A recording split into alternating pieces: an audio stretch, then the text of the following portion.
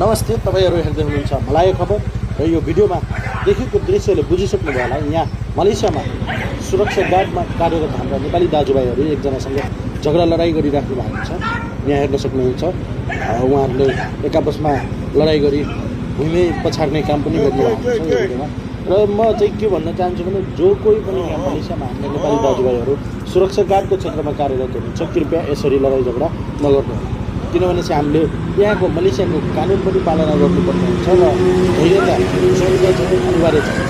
सुरक्षा गार्डमा काम गर्नलाई अनेक चुनौतीहरू आउँछ, त्यो चुनौतीहरूलाई चाहिँ राम्रो तरिकाले सामना गर्नुपर्ने हुन्छ, सहनशील तरिकाले सामना गर्नुपर्ने हुन्छ, बुद्धिको प्रयोग गरेर सामना गर्नुपर्ने हुन्छ। बलको प्रयोग गर्दाखेरि काहीँ कतै हाम्रो दोष पनि देखिन सक्नुहुन्छ। त्यही भएर यहाँको नियम कानुनलाई पनि ध्यान दिएर चाहिँ यसरी लडाइँ झगडा नगर्नु होला र सबैजनासँग शालीन भएर शान्त भएर बोल्नु होला। तपाईँ हामी यहाँ प्रवासमा छौँ, प्रवासमा पहिला आफ्नो सुरक्षा हेर्नुपर्ने हुन्छ।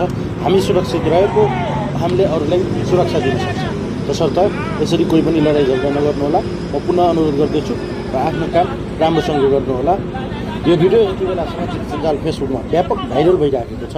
तसर्थ यसरी कोही पनि झगडा लडाइँ नगर्नु होला। म पुनः अनुरोध गर्दछु, तपाईँहरू सुरक्षा गार्डमा हुनुहुन्छ, एकदमै क्षमता चाहिन्छ, धैर्यता चाहिन्छ र बलभन्दा बुद्धिको प्रयोग गर्नु। हस्त नमस्ते।